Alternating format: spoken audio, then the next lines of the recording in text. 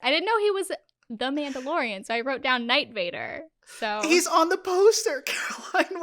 When you look it up on Disney Plus, it's his face. Yeah, the Mandalorian, but it doesn't say like what a Mandalorian is. Like I don't know what a Mandalorian is.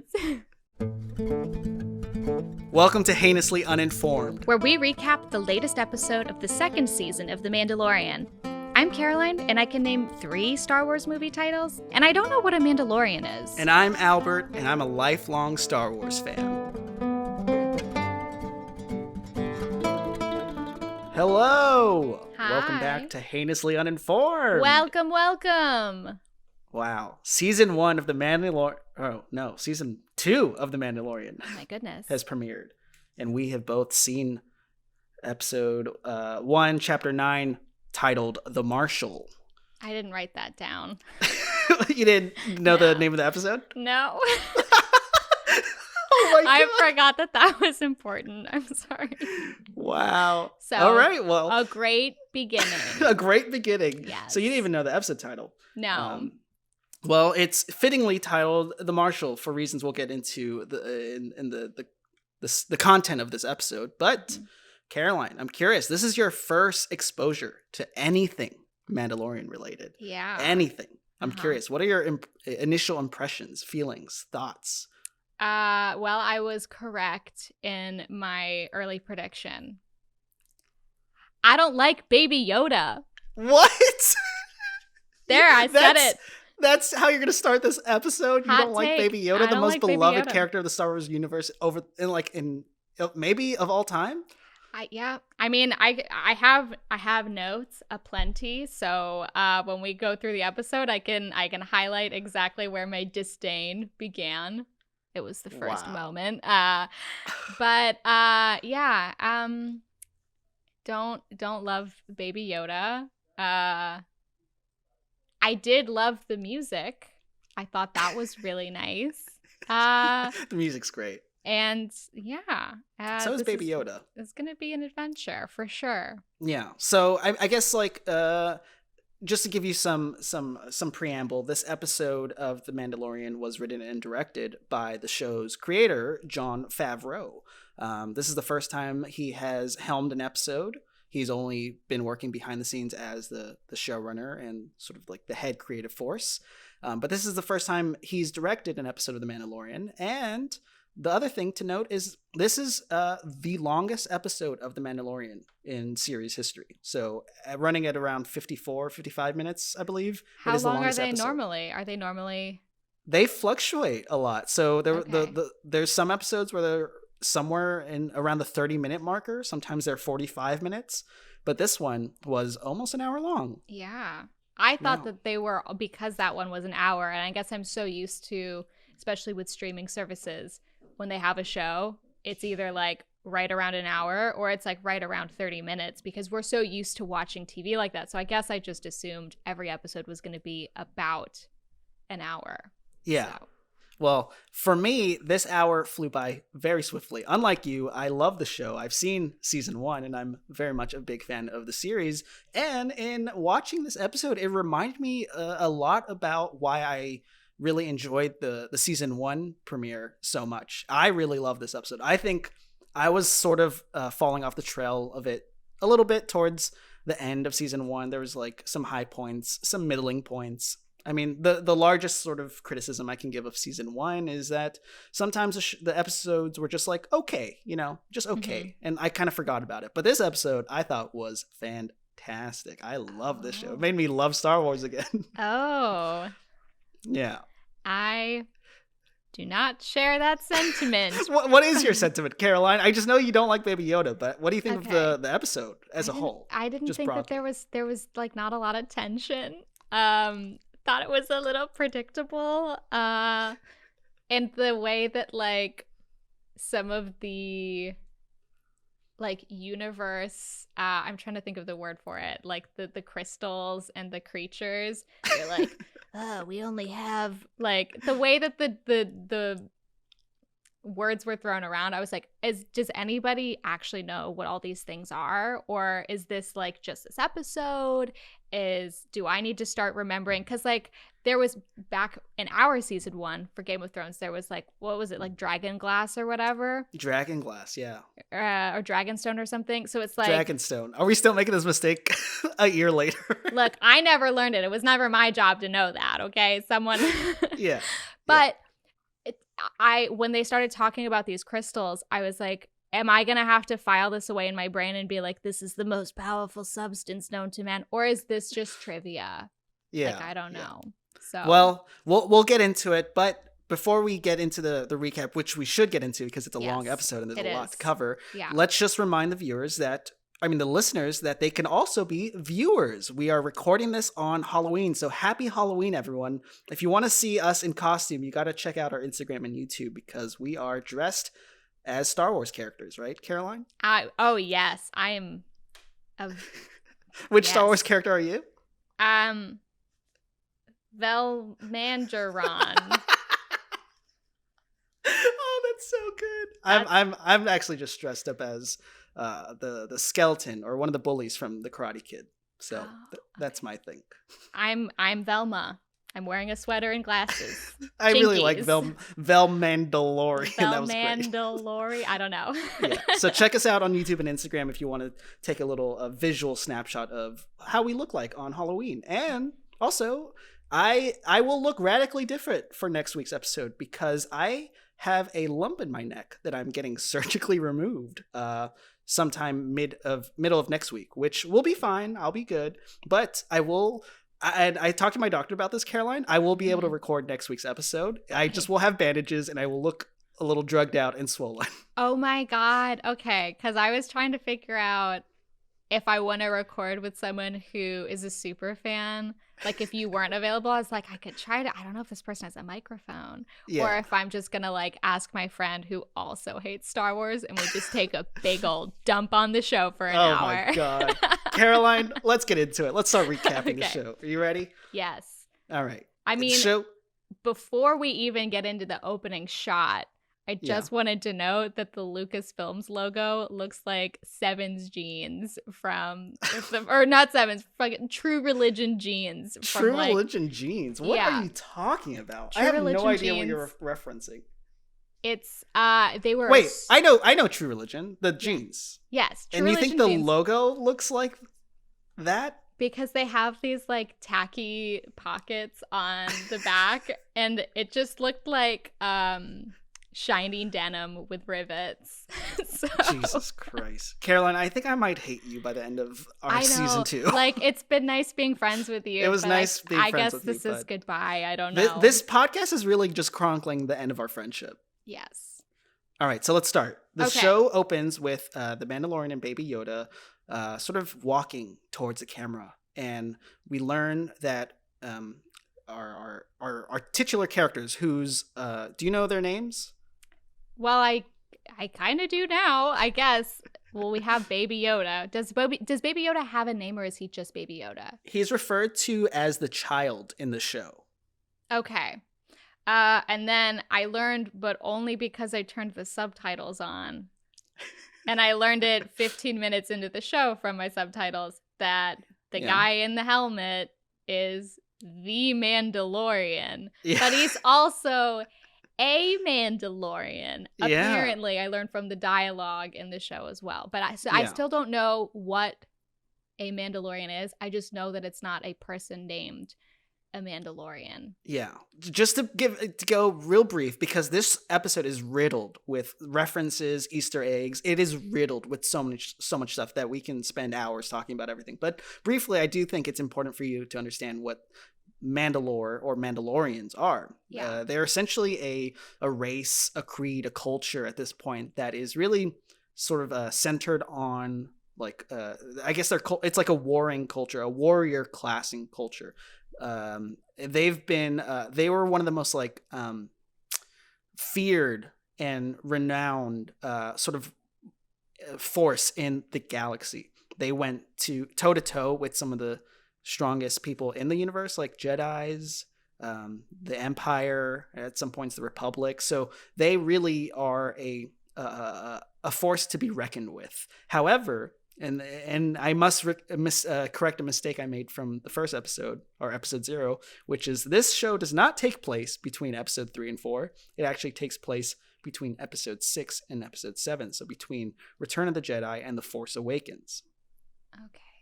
And so as a result of that, situating it in that timeline, you must understand that Mandalorians are nearly extinct. Their creed, their sort of culture, their sort of faction is spread out, shattered, broken, and sort of shambling. Are Mandalorians in the earlier Star Wars films? Are they referenced? Or is this show just like, hey, we're going to make something up called Mandalorians? No, Mandalorians have a very deep and heavy lore attached to the movies. Okay. And we'll get into that a little bit later. But that I just want to make sure you understood sort of that presence. Did you gather that as they approached the first sort of foe that we meet, Gor Koresh, the Cyclops-looking guy? Who? What? So Mandalorian and Yoda, Baby Yoda, essentially, or the child, they arrive to this like shady fighting ring, remember? Yes. And he gets in and he meets with this like criminal overlord, right? This underground guy who has only one eye. Right. Cyclops. Yeah. Okay, yes. Cyclops. So the Mandalorians are essentially very rare creatures. Did you gather that from that opening scene? No. Well, what did you gather from that opening scene when he arrives into the fighting ring? Okay, well, my first question, we see Baby Yoda, and I look at it and I'm like, he's going to make a noise. Is it going to be an old man noise? Is it going to be a baby noise? So I had that in my head. And then he walks into the ring, and I didn't have my subtitles on yet, and the volume was like not great. So I kind of missed a little bit of that opening scene dialogue. What happened? What do you mean? Did you not watch the show? I watched the show. I just don't remember. I remember there's like 2 Shreks in a ring kicking each other's butts. And they're arguing.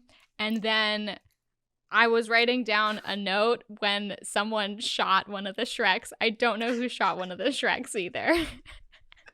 Gor Koresh, the Cyclops-looking guy. Okay. Do you know the actor that plays Gor Koresh, by the way? No. So in the end titles, there were several like big names, and I wasn't sure where John Leguizamo fit because I didn't see him. But apparently, John Leguizamo plays Gor Koresh, the guy who shot one of those green Shreks. So when you say, is it Gor Koresh? Gor Koresh, yeah. Okay. Is that like a reference to any creature that looks like him, like Tuskens, or is that his name? That's his name, Caroline. Jeez, Okay. That's such an offensive question. Okay, well, he dies immediately. So is he in the first season? And No, he's a new character to me. He might have some sort of existence in like some of the deeper lore, but this was his first sort of presence on the show. so you're calling him by name. Is he called by name? And I just like didn't. Yeah. Oh, okay. Oops. He asked the bouncer like, "Hey, I'm looking for Gor Koresh." Oh, okay. I do remember him saying that. I guess because that's a fucking weird name. I was like, I don't know what that is. I don't know who that is. I don't know. Mandalorian. I don't know. So there's this moment in that sequence where the tides are turning on our hero, the Mandalorian, and he hits something on his wrist and it turns blue. And Baby Yoda, this is the like sort of first moment that I'm like, oh, Caroline's gonna love Baby Yoda. Baby Yoda looks at Mandalorian because he knows what's about to happen and presses the button to close the door on himself. You did not find that endearing at all? Well, okay. I think Baby Yoda is endearing looking. I think he's very cute, except for his teeth. The teeth are fucked up, okay? But as soon as Baby Yoda started cooing like an actual baby, I was like, world's most annoying character. Like, no, Caroline. Oh my God. Everyone's going to hate you. I know. That is such an unpopular opinion to take. Hot take, Baby Yoda, annoying. Wow. All right. Well, we'll move on from that scene unless you want to bring anything up. But that scene ends with Mandalorian or Mando seeking people of his race or his creed, because at the end of season 1, he is tasked with finding a home for the child, which is Baby Yoda, and Gor Koresh directs him to Tatooine, and then we leave Gor Koresh hanging, which I believe he dies from whatever those large red-eyed rats. Creatures. Yeah. I do want to note that I didn't know that the helmeted main character was a Mandalorian or the Mandalorian yet, so my description is Night Vader. Night Vader? And Night Vader is spelled like K-Night. Knight Vader. Caroline, this is the first episode. Yep. I don't know anything. I don't know any of these characters. I didn't know he was the Mandalorian, so I wrote down Night Vader. So he's on the poster, Caroline. When you look it up on Disney Plus, it's his face. Yeah, the Mandalorian, but it doesn't say like what a Mandalorian is. Like I don't know what a Mandalorian is. Like it, I don't know. The Baby Yoda could have been a Mandalorian. Like if he's like if the purpose of the show is bringing a Baby Yoda to wherever he's supposed to go, then like maybe he's the Mandalorian after all, you know? Wow. Well, you're wrong. Anyway, Night Vader. Night Vader leaves with Baby Yoda in search of a place to bring Baby Yoda. Yes. And so we arrive in Tatooine, a planet that has a lot of history in the Star Wars universe. And we meet a returning character from season 1, played by the wonderful person, Amy Sedaris. Do you remember this character? She's the one that she meets the Mandalorian, or I'm just gonna call him Mando at the docking station. Yeah, right? she's like in a jumpsuit and has curly hair. What did you think of Amy Sedaris' character? Which the character's name is Peli Motto. I mean, she was definitely there. Oh my god, I thought you would love her too. She liked Baby Yoda an uncomfortable amount. So she's like, look at this little baby. Look at him with his little teeth and his little baby noises. Look at him. She was Baby Yoda's babysitter for like an episode in season 1. Oh, okay. So she has like a history with this little guy. Okay. Yeah, but she's also so like amazingly charismatic and funny. I bet she is. I don't know. Wow. All right. Well, he's tasked with going to this area, this outpost called Mos Pelgo. I guess before we head to Mos Pelgo, I'm curious, Caroline, do you know does the planet name Tatooine ring a bell? Does Mos Eisley ring a bell at all? Tatooine does. I feel like that is where, okay, this is where I don't know anything again. Little Luke Skywalker in the very early films, like when he's in that weird like dome of a home, people die, right? I don't know. I feel like is Tatooine where Luke Skywalker like lived? Was a bingo, Caroline. We got a place. I'm gonna make a note. Let's make a note to put a sound effect right here, like a game show bell ringing, because Caroline, you just won the grand prize of recognizing what Tatooine is. Fuck yeah. Nailed it. Mm-hmm. Wow. Caroline, you just recovered. You know, you hate Baby Yoda, but you know what Tatooine is. I do. Great. Wonderful. All right. So now we're on Tatooine, and Mando seeks out a fellow Mandalorian, which Gor Koresh signaled would be at this outpost called Mos Pelgo. I think that's what it's called. And however, when they pull it up on the map, it's like, it's supposed to be here. I don't know where it is. And so he drives his little speed bike and arrives at this like desolate outpost, sort of like a very Western-esque setting, right? Mm-hmm. And then he enters this bar seeking someone like him, someone that looks like him. So he was told that another Mandalorian was here, and that's why he showed up? Yeah. And does he want to be friends with those who are like him? Or is he like, I'm the only one that can be a Mandalorian, and then he's going to try to kill this man? Because I know he does try to kill this guy, but I think it's because he's like, you're a fucking imposter wearing this shit that's not yours. Yeah. What are you doing? So basically, Mandalorians are they're not at war with each other. They're actually friendly. And now something that I should mention now is that Baby Yoda does have some Force abilities. Do you know what the Force is? You use it.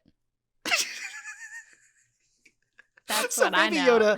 Baby Yoda could be a Jedi. However, the Jedi and the Mandalorians, like I referenced earlier, have a long storied history of wars and battles and conflicts. So the fact that Mando is protecting this child is kind of a big transgression for him in his role in the Mandalorians. So with that said, he is looking for some help because he needs help with this child. And then we meet someone who is adorned in armor that we've seen before. Does the armor ring a bell at all, Caroline? I mean, it just looks like what the Knight Vader is wearing. Oh my god, everyone's gonna hate you, Caroline. The Knight Vader. So basically, the last time a Mandalorian was seen on Tatooine in the films was in Return of the Jedi, a movie you said you watched. I never said that I watched it. The movie you didn't? Well, okay. Is that one of the original? That is from one the, of the original. from the 70s or 80s or whatever. Okay. Yeah. Then technically I've probably seen it on VHS, but when I say I saw it on VHS, I literally saw it in the 90s. It's the last time I saw it. So that armor belongs to arguably one of the most infamous, beloved Star Wars characters in all of the lore. And that character's name is Boba Fett. Does that name ring a bell at all? I mean, it's familiar, but I don't know. I don't know who that is. So Boba Fett, like Mando, because the Mandalorians have like fallen by the wayside in terms of their culture and sort of power and presence in the galaxy, they've been regulated to a life of bounty hunting. So Boba Fett was Darth Vader's #1 bounty hunter. And Boba Fett was responsible for capturing Han Solo. He was by Darth Vader's side when Han Solo was captured. Okay, so Boba Fett is definitely a bad guy. Boba Fett's a bad guy. And okay. so that moment when Mando turns his back, sees someone approaching, and he's wearing Boba Fett's armor, not only is a huge not only does it stick out because the armor doesn't fit him that well, like the guy that is silhouetted is very slim. Boba Fett was not slim. Boba Fett wore that armor very snugly and was like kind of like a built person, but this person was kind of like a cowboy, a slender cowboy. And the main signal for Mando to know that this was an imposter, I mean, for fans of the series, you immediately know that this is not Boba Fett because, spoiler alert, last time we saw Boba Fett, he was getting eaten alive by a big monster in a Sarlacc pit. So for all intents and purposes, Boba Fett is dead. We all think he's dead. So for supposedly Boba Fett to be arriving at this bar in the middle of nowhere in Tatooine is already suspicious for audiences. But you did not gather that, right? Nope. I was like, he either wants to kill this person because they're another Mandalorian and he wants to be the only one, or he wants to kill this person because they're dressed as a Mandalorian, probably wearing stolen armor. Maybe they killed the other Mandalorian and he's automatically going to be an enemy for killing another Knight Vader. Maybe. Stop calling them Knight Vaders. I'm going to call him that. I'm putting my foot down. You can't do this. Not with Star Wars. You can't do it. But okay, they're in this little what is it? Not a tiki bar. Cantina. It's not a tiki bar. What? It's not. Where did you see the pineapples? I mean, I guess it was a pretty dry place. Okay. But was that blue milk? Was that the famed blue milk? It could have been. I must have missed that detail, but great catch, Caroline. What? It was bright blue. He's like, "Come, have a thing with me." You're right. But I don't think it was described as blue milk. Or I mean, I don't think it's referred to as blue milk in the Star Wars universe. So right, I guess because like that's like my uninformed opinion, not opinion. Yeah. Observation. Observation. Yeah. But what triggered the real conflict in that scene was the fact that this new character, played by the legendary Western hero from TV's Justified, Timothy Olyphant, he took off his helmet. You don't Mandalorians. They don't do that. They don't take off their helmets. So have we never seen the Mandalorian's face? I'm gonna save that little tidbit. See, I'm gonna save that for a future episode. I'll tell you that later. All right.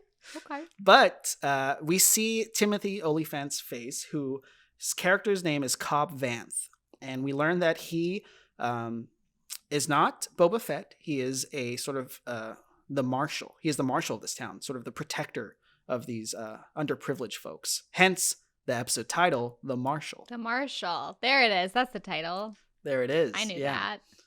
So when Mando saw him take off his helmet, he immediately knew that something was off. Because Mandalorians do not take off their helmets. Absolutely not.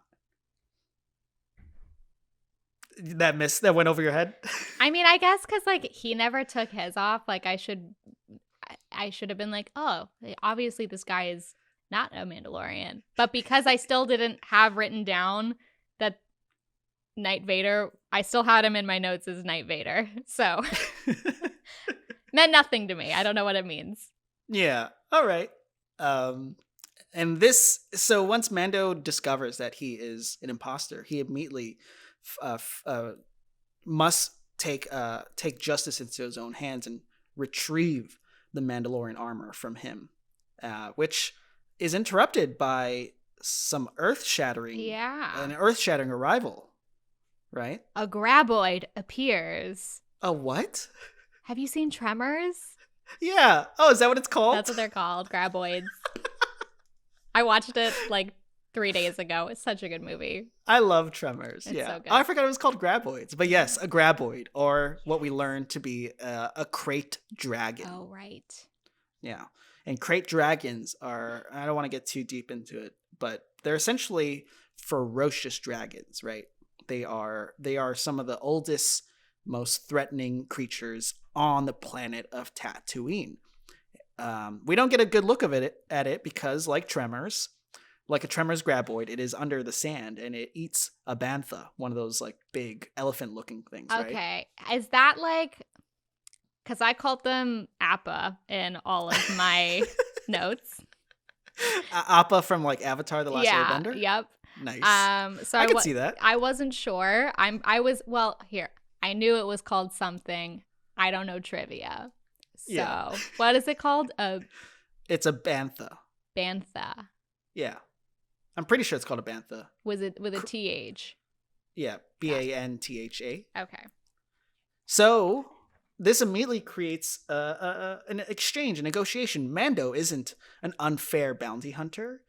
This guy obviously is an altruistic person, Cobb Vanth, and he requests Mando's help in exchange for the armor, and he agrees. And thus, the journey of this episode begins, where they must defeat the Krayt Dragon in order for Mando to retrieve the armor.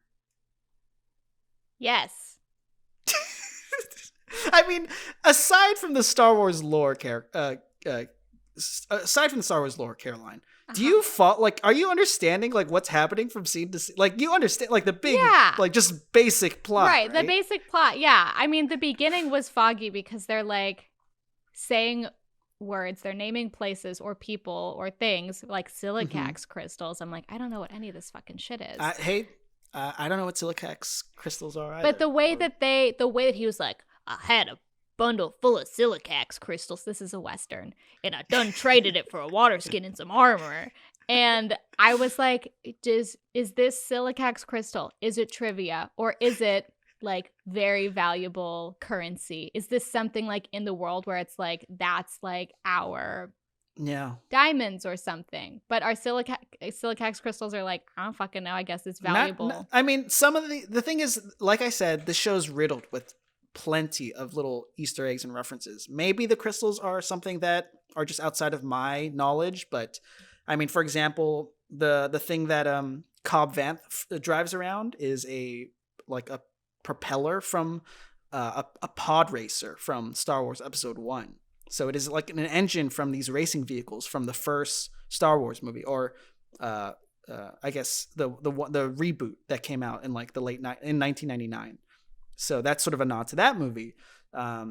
The Krayt Dragon is, I don't think we've seen it in the Star Wars movies, but I encountered a Krayt Dragon in a video game called Knights of the Old Republic. So they're really just sort of using the lore of Star Wars to just sprinkle in every little thing. So I do sympathize with your confusion, because you're not sure if it's an integral right reference point, and or I if it's think, just a thing within the universe. Right. And I think that's why, like, I definitely like get like, okay, like he's trying to find something for the baby. Okay, he's going here because apparently something can help with the baby. Now he sees this guy who like, hey, you shouldn't be wearing that. Oh, you're going to give it back to me? Okay, cool. Like, I get that, but then I get caught up in like the silicax crystal details where I'm like, I don't know if this is important. So I write down a bunch of notes, and then I miss, Shrek getting shot. By whom? I don't know. Oh, Caroline. Well, the reason you know about the crystals is because they agree to hunt this dragon, and on their journey to the dragon's lair, there's a flashback. We see sort of what happened to this outpost that resulted in this outpost being sort of a derelict, sort of like fringe outpost. And what we see is that they were cheering, they're celebrating because they were watching the broadcast of a Death Star, the second Death Star, getting destroyed, which means that the Empire no longer has their sort of dictatorship or rule over, or their occupation of this outpost, right? Did you get that? No. Wait, you didn't see those people like cheering and celebrating? I mean, like, I the guess exploding Death Star? You're saying the second one. I thought there was only one. Oh no. So Cobb Vanth like explicitly says, yeah, I remember when the Death Star exploded. Right. The second one. Oh, fuck. Okay. Oops. So there were 2 Death Stars. Okay. And the but second one. Were there only 2, or is there going to be a third one that pops up? Arguably, there's Starkiller Base in The Force Awakens. That was like a planet-sized Death Star. So that was in the newest trilogy that came out not too long ago. Okay. But technically only 2 Death Stars. And the destruction of the second Death Star also signaled the end of the Empire, or the clone, the Darth Vader and the Sith and the Empire. You know the Empire, right? I'm grasping at straws. Caroline, help me out. I don't know the Empire. I know it strikes back at one point. That's all I know. All right, I'm gonna hang myself. No, please don't do that. Okay, I'm sorry. Okay, so we flash back. We see what happened to this town because of the Empire's destruction. There's this power vacuum, and so basically, this mining company ultimately took over and was enslaving this outpost. And Cobb Vanth, being the altruistic man he is, stole some crystals, used those crystals to buy some armor from some Jawas, and that armor belongs to Boba Fett. So that is sort of the origin story of this Marshal. Okay. I was like reading my notes as you're describing it. I'm like, this all tracks. Yeah. Okay. Did anything stick out from that flashback? Just that, like, okay, they burst in and they're shooting people, right? And then fake Mandalorian, I don't remember his name, falls to the ground and is crawling around the bar, right? And then we see another guy leaning against the bar.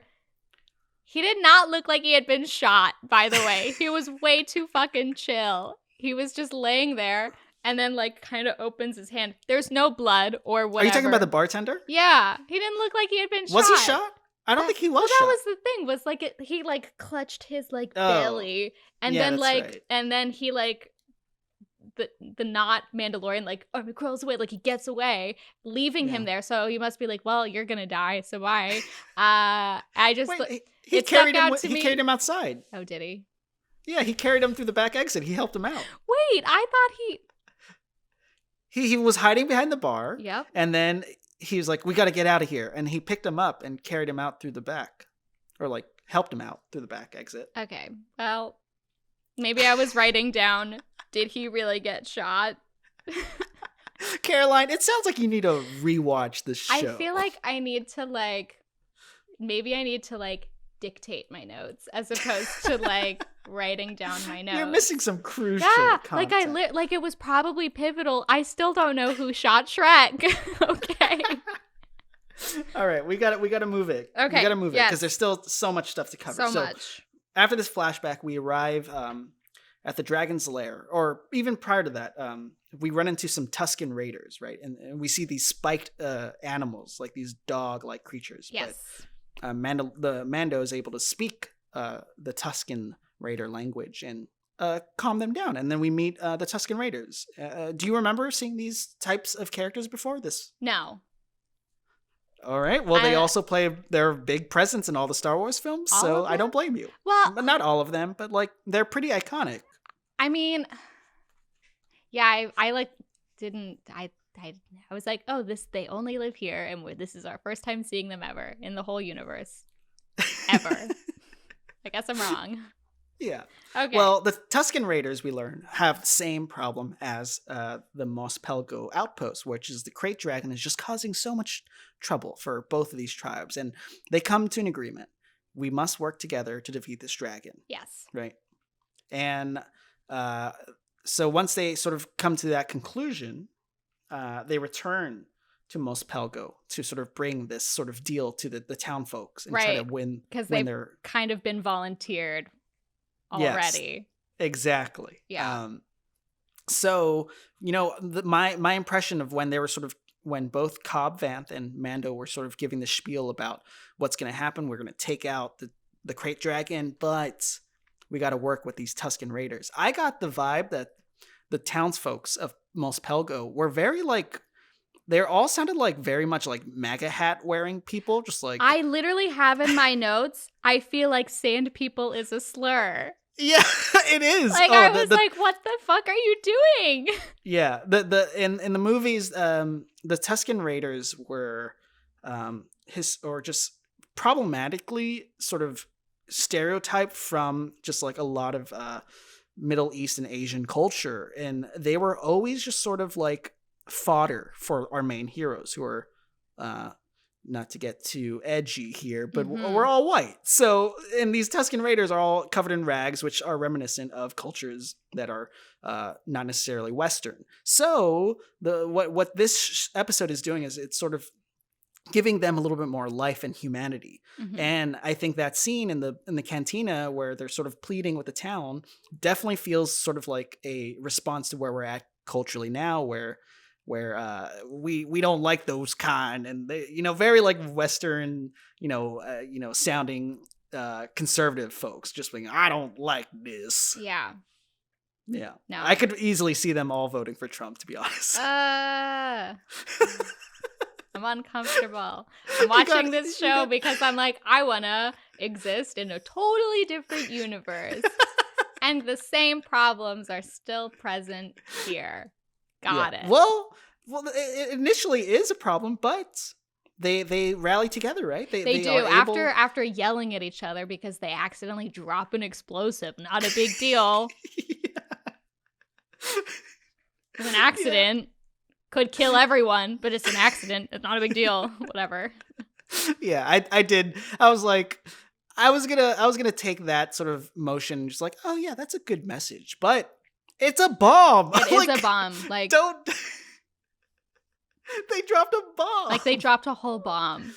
Oh no. Could have gone real bad. They work together. They did. They come together and they make the trek to the Krayt Dragon's lair, which.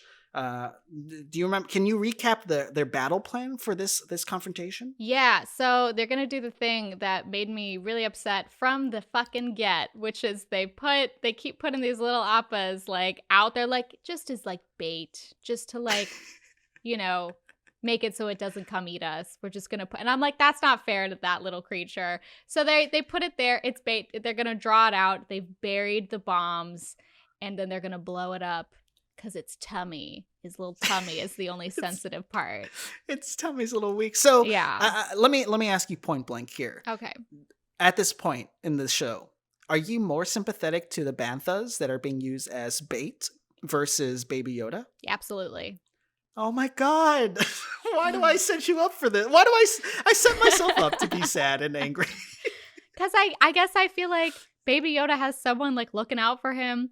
People are caring for him, and these other creatures are like, nah, man, just fucking feed them. Just we got 6 more in the back. Like they just feels like they're just disposable, and I'm like, that's not fair. That's a living creature. I don't know why it has bloody nostrils. That seems weird, but like, what the fuck? Yeah. Well, the plan makes sense to me. You know, when you're fighting a crate dragon, one of the most sort of feared creatures, coveted for, you know, their parts of their bodies are very coveted, which we'll get into a little bit later. But crate dragon's a mean foe, so you really gotta.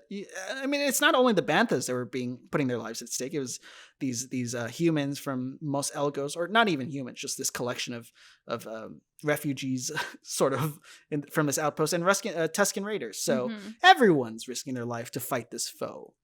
Did you like the plan? Did it make sense? It made sense. I guess I was just kind of like, I guess because I said at the top of the episode, like, the show, there wasn't a lot of tension. So I was like, what's the one thing that's going to go wrong so that it feels tense? And that was they draw it out, they try to explode it, and then it retreats. And I'm like, oh, I'm surprised it's retreating. And then it explodes from the top of a mountain and it starts puking bile everywhere. And I'm like, oh no, that's probably deadly. I just felt like great plan, but I guess I knew from like a show standpoint, I was like, where's the tension? There wasn't a lot of tension for me. Yeah. Well, I mean, I'll agree with you there that sort of that conceit of the plan. You know, the plan's not going to go according to plan. It's not going to go according to plan, but I also know, because again, space genre, I know everyone's going to be fine. Wow. Okay. I know it's going to be okay. Hot take. I forgot you don't like space as a genre. I don't like space as a genre. So the plan begins, and did you notice there was a visual flourish that happened that really intrigued me, caught my eye? Tell me more. The aspect ratio changed during the battle. So basically, all this time we're seeing the film, the show is letterbox, so that means there's a black bar at both the top and bottom of the screen. However, when this crate dragon emerged, it seems like they switched to some higher quality cameras, maybe some IMAX footage, because the letterbox faded away and we were suddenly gazing upon a full, higher fidelity image. I thought that was a really cool touch. I bet I would notice it if I went back and watched it again, but I was so distracted by all of the bile that I just... That's true. But so much of it. That battle was pretty epic, don't you think? Yeah, no, it was definitely, like, I had some issues with some of the CG in the earlier parts of the episode, but I definitely thought that this monster was, like, pretty well done. I thought the animation looked really, really great. And yeah, I thought it was like a good fight scene. It just felt like it could have been more tense. I guess because this is contained to one episode, like this plot line of like, oh, like, I'm gonna give you my armor if you help me kill this thing. It's like, well, he's gonna kill the thing so we can get his armor. Like, I guess I just wish there was another way of like keeping it to be like more tense, where it's like, or if someone would have died, I don't know, for real died, not fake died, not get eaten by the thing and then shoot out in an electrical cloud and then... Fair enough. I will say season 1 did see the death of several beloved characters, which you will likely not meet in this season because they died. Because they're dead. And I guess this is funny because I stopped watching Game of Thrones because of character death, and now I'm in Mandalorian. I'm like, yes, character death, give me that. Wow, you're a hypocrite, Caroline. Sorry. Okay, so as you mentioned, they set the plan, they lay the explosives, they lure the dragon out. Yes. They successfully lure it out. It successfully falls for the bait, and they successfully let off the explosions, and it blows up. However, like you mentioned, the dragon is a powerful creature. It is not dead. No. And then retaliates by emerging from the top of the mountain, shooting this bile. At which point, the commanders, both Cobb Vanth and Mando, step into the fight. Did you know that Mandalorians could fly like that? No, it caught me off guard. It looked like some like weird like water world. Like, I've never seen Waterworld. What are you doing? What's happening, Caroline? It looks like Waterworld. Because doesn't Waterworld... I've never seen Waterworld. Doesn't Waterworld, at Universal, doesn't it have like people that have like a jetpack wearing... I don't know. They don't have jetpacks. They're ziplining. Okay, so they fly across and they're trying to sort of help their battle go through. But Mando and Cobb are realizing this is a losing battle. So they have a last-ditch effort. Mando spots a bantha covered in explosives. And we know how I feel about this. Yes. Sacrificial lamb. Just usher it forward. It doesn't even want to die. It breaks free. It pulls up its own steak. It runs away. It's rude. That's true. It's fucking rude, man. So Mando does the heroic thing by kicking Cobb Vanth's jetpack, which sends him flying outside of harm's way. Now, that is also sort of like a reference / Easter egg to the last time that... Because that armor is notoriously known for getting lightly tapped and shooting you off into the distance, which is how Boba Fett, the original owner of that armor, died in the Star Wars shows, because Han Solo just accidentally hit his jetpack, which sent him flying into the belly of a monster. Oh. So that was sort of like a little nod to that. There's plenty of that. I can go on and on. There's so many of those things, but basically, Mando and this bantha full of explosives get eaten by this dragon, which is ultimately the demise of this dragon, right? Yes. Gets detonated, but from the inside. Not before Mando flies out of its mouth in an electrical cloud. Wasn't that cool? Wasn't that so cool, Caroline? But how did he make the electrical cloud? Like, is he just... He's got zappers, and he's got his rod shoots electricity. It also it's like a sniper rifle.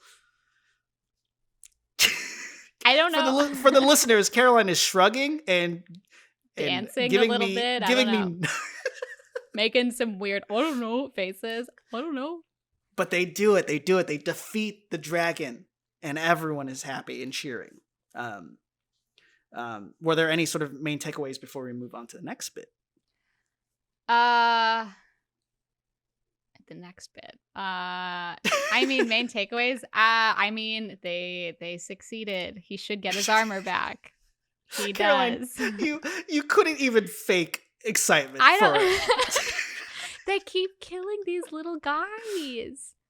Yeah, but there's still some living. Yeah, but obviously. But they just keep being like, I don't know.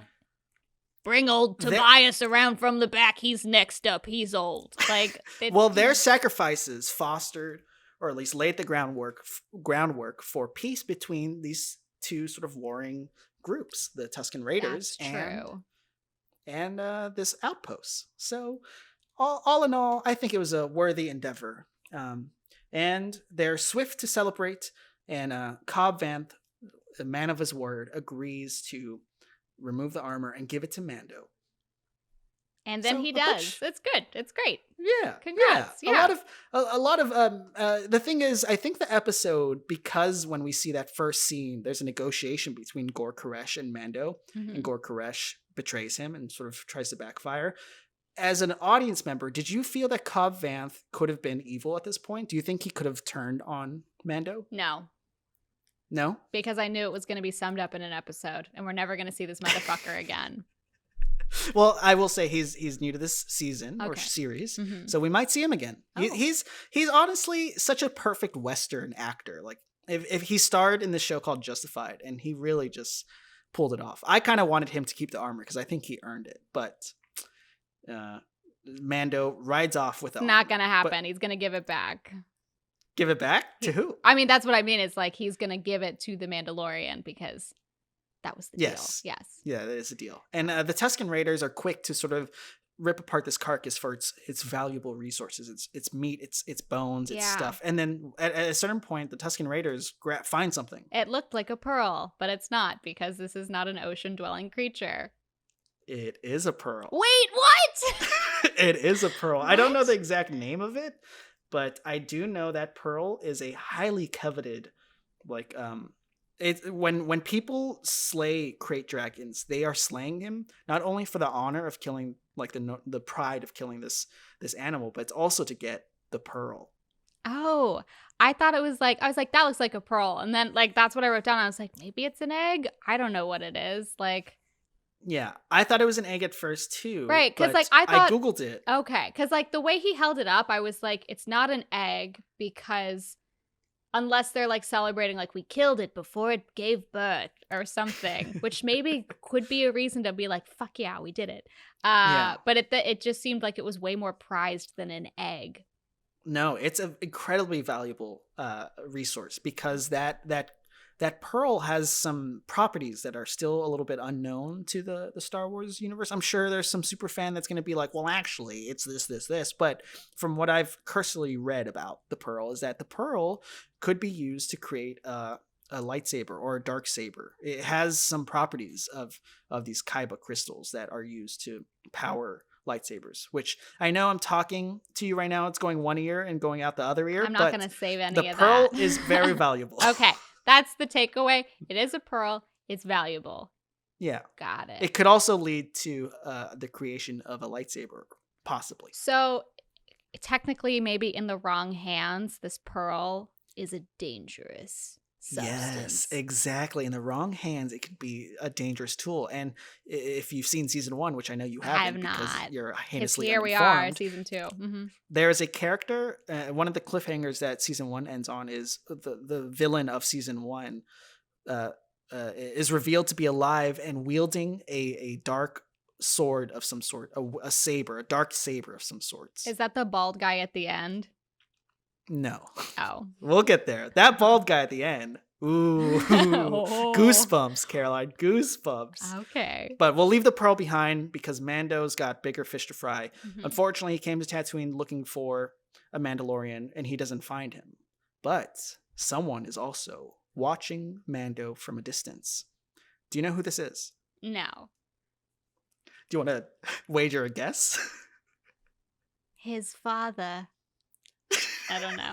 It's not his father. It's not his father. Okay. But this, so it's a little bit unclear who this character is, right? Because he doesn't speak, he doesn't say anything. On IMDb, he's credited as Boba Fett. So this, I'll tell you this. The actor is Tamura Morrison, a very famous actor in the Star Wars universe. Also just a tremendous actor. You should check out his films. He does some really great work. But he's most known for his role as Jango Fett and Boba Fett. Who are, like I mentioned, Boba Fett being one of the greatest bounty hunters in the Star Wars universe. But supposedly and Jango dead? Fett, like, what's that? But supposedly dead? Like wasn't he was supposedly dead, okay. Yeah. But here's the other sort of angle we can take this. That could be Boba Fett, like somehow Boba Fett survived and he is sort of witnessing things from Tatooine in solitary. You can tell that he's kind of like scarred and roughed up on his face, right? Yeah. He looked like he's gone through some stuff. So it could be Boba Fett. However, the other thing that you should know is Boba Fett is the son of Jango Fett. And Jango Fett's DNA was used to create the clone army. Like from Attack of the Clones? Yes. So Okay. You see all the stormtroopers, everyone that's in that uniform? Yes. They are all clones. Okay. Who all look like that guy we saw at the end. How do we know that he's just not a clone? Exactly. Oh, fuck. Okay. Exactly. So we don't know if that's Boba Fett 100%. Sure, IMDb and Wikipedia say that could be Boba Fett, but there's a different angle. The thing is, it could be Boba Fett, or it could be a stormtrooper who's gone AWOL. It could be any number of scenarios, but in all likelihood, it's probably Boba Fett. Okay, because this series takes place after Attack of the Clones. Attack of the Clones is the second film of the second trilogy. Yes. Yes. Okay. Yes. So that was. But those are prequel films, so that's like way fucking long ago. That was way long ago. Yes. Okay. But the thing is, the clones were employed all the way through even this current Star Wars trilogy. So like the clones have been around for almost a century at this point. Okay. Wait. So it could be a clone. It could be Boba Fett. It's probably Boba Fett. What's the timeline between like? So there's like the prequels, like the timeline between like the beginning of the first prequel movie and then the ending of the original film. Like, what's the timeline? Caroline, do you want this episode to be Okay, an hour sorry, long no. or 10 hours long? 11 hours. I'll save that little tidbit for a little bit later, just like what you asked earlier. What was the other tidbit? If we ever see Mando's face. Yes. Yeah, so I'll save some of it. We gotta tease some of this out. Gotta sprinkle it in. Sprinkle in the magic. Okay. I think how many episodes does this season have? It's like 7 or 8 episodes. I think it's 8 episodes. 8? Yeah. Okay, so this is just the starting point. We have still so much to cover, but that's how the Marshal ends. Mando riding off the distance with Baby Yoda and Boba Fett's armor, with potentially a return to one of Star Wars' most iconic characters, Boba Fett. And if you would indulge me, Caroline, I would like to show you something at this point. Oh, right. Okay, yes. So, for the listeners, you're going to miss out on this, but I have this beautiful piece of art done by Mike Mitchell. It's one of the original sort of prints, and it's a portrait of Boba Fett. Can you see that, Caroline? Yeah. I forgot I had this. Really? I broke the frame for it. Oh my God. It's just been in my closet. But I love this piece. But basically, this is Boba Fett. And so everyone in the Star Wars world loves Boba Fett. So to see him return potentially is very exciting. Not even for me as like a casual Boba Fett fan, but for the entire fandom. And so what I'll say to that is, season 1, they point blank asked Jon Favreau, like, hey, is Boba Fett going to be in the show? Is Boba Fett going to be in the show? Repeatedly. No. Boba Fett's dead. No. There's no Boba Fett. So, I kid you not, Caroline, I lost my mind when I saw this unfold on TV. Mm-hmm.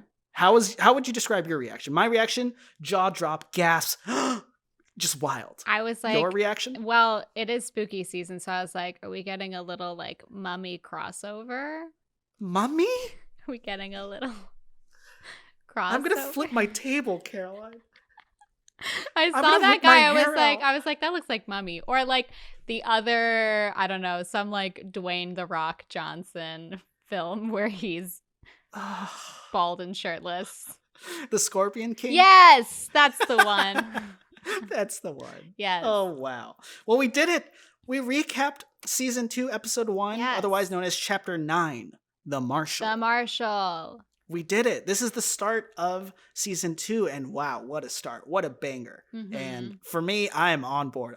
My interest in the show is renewed. Yours probably never started. I mean, I guess I just am like, is there, because I know it's going to tie up all nice at the end of each episode with each like task that needs to occur. Like, I guess I'm like wondering like what's going to be the through line of tension to like keep me wanting to like know, because if it's just like we got to get Baby Yoda home, I'm like, that shit's creepy. So I don't know. Well, a lot of the complaints from season 1 was that each episode felt a little bit repetitive because Baby Yoda not only was a lovable character, but he kind of served as a MacGuffin, which is sort of just a plot device to get. And so in season 2, what we're seeing is a completely different Mando from season 1, and one whose quest is to really create a safeguard for this Baby Yoda, because you haven't seen season 1. Literally everyone is hunting down Baby Yoda. Everyone wants to kill or capture or test. They want to do awful things to Baby Yoda. And because we know that Yoda dies in the original trilogy. Well, this is not Yoda. Right, exactly. That's what I was going to say. I know that that's not like the Yoda. It's just whatever kind Yoda is. A little baby version of him. Yeah. Okay. Which and that race of aliens, I don't even think it has a name. It might have. I'll Google it later, but they're pretty much extinct. No one's seen this type of alien since Yoda. And I think a lot of people thought Yoda was the last of its kind. So to somehow find a baby version of this has a lot of potential in the world. And I will leave you with this, Caroline. Baby Yoda has Force abilities. So this means that Baby Yoda could be a Jedi. Okay. Which, by your reaction, doesn't mean anything to you. I'm like, cool. So was Luke Skywalker. And then didn't he become Darth Vader? No. Wait, no. Who did Luke Skywalker? Oh, no. Darth Vader was the dad. So Luke Skywalker, hold on. We're over Caroline, an hour. we need to end this episode. Okay. I need to end this. I'm gonna cancel you right now if you keep saying Anakin Skywalker. That's the There one. we go. Oh, okay. You remember that sound effect from earlier in the episode? It's Pew, pew, coming pew, back. pew, pew. All right. Do you want to plug anything before we end this episode? Follow us on Instagram at heinously uninformed. I think you made a Twitter. Is it at heinously you? Yeah, it's at heinously you because there's too many characters. So much character. I am on Instagram, Caroline Danger. I have an Etsy store, Curio by Caroline. Get some cute seasonal masks and other shit that I'm sewing up. What about you? Awesome. So just to reiterate, Instagram, Twitter, heinously uninformed or heinously you. But also, if you want to see the video portion, we have a YouTube channel, also heinously uninformed on YouTube, which will be releasing full-length episodes, both to the Instagram and YouTube. So if you want to watch instead of listen, you can go that route. For me, I am continually making YouTube videos for a channel called Albie Player One, which is examining the intersection of movies and video games with a critical eye, sort of media criticism, media analysis. If that niche nerd stuff is up your alley, then check it out, please. Awesome. Thanks for listening. And please give us a rating, review. If you like what you hear, if you don't say anything, please. I'm sensitive. But if you don't, still leave a rating that is positive. Positive. I don't care if it's a fake rating. All the support helps. Yes, so thank you so true. much for listening. Yeah, thanks for and listening. supporting. Yes. Yeah. All right. Until next week, in a galaxy far, far away, we are heinously uninformed. Goodbye. Bye.